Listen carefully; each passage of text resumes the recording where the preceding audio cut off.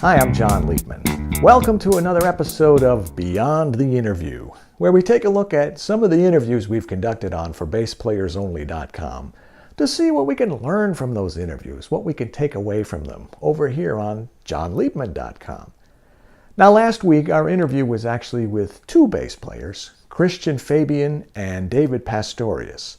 And we talked about what happens when two or more bass players perform together. It was all in the spirit of collaboration.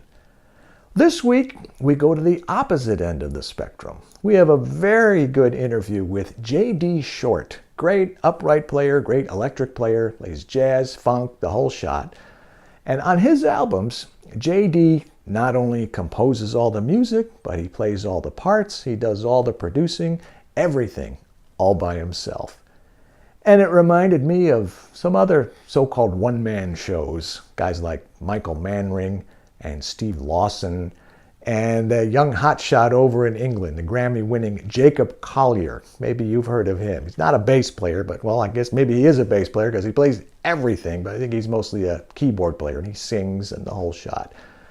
And then I got to thinking of this movie that came out in 1980 that I liked very much. It's called Fame. You're probably familiar with it. And in that movie, there was a young student named Bruno Martelli who absolutely horrified his teacher, Mr. Sharovsky, the very conservative, old-school music teacher, by telling him, "Orchestras are an endangered species. You can do it all on one instrument. If you've got a keyboard and some oscillators and the right combination of waveforms, you wouldn't need to make all these dinosaur tracks. Mozart wouldn't orchestrate today. He'd overdub. One man is not an orchestra," Mr. Sharovsky said. "Who needs orchestras?" Bruno replied.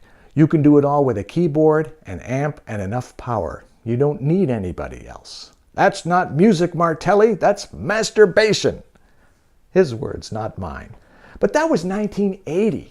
Now imagine what you can do today. Maybe you don't have to imagine. Maybe you're doing it if you're good with Pro Tools, Logic, or any of those other software programs. You can really go a long way expressing yourself creatively all by yourself. Check out the interview with J.D. Short. If you're watching this on JonLiebman.com, there's a link right under this video. Just click it. It'll take you right over there. And we've also got interviews with Michael Manring and Steve Lawson, who I mentioned. And you know, I've also got an interview with Greg Lake from Emerson, Lake and Palmer, conducted not too long before his death. He had a one-man show that he also talks about. For BassPlayersOnly.com for all the interviews, JonLiebman.com for all the resources to make you a better bass player. Either way, be sure to subscribe to our YouTube channels, join our email lists for BassPlayersOnly.com, JonLiebman.com. Thanks for watching. I'm Jon Liebman. This is Beyond the Interview.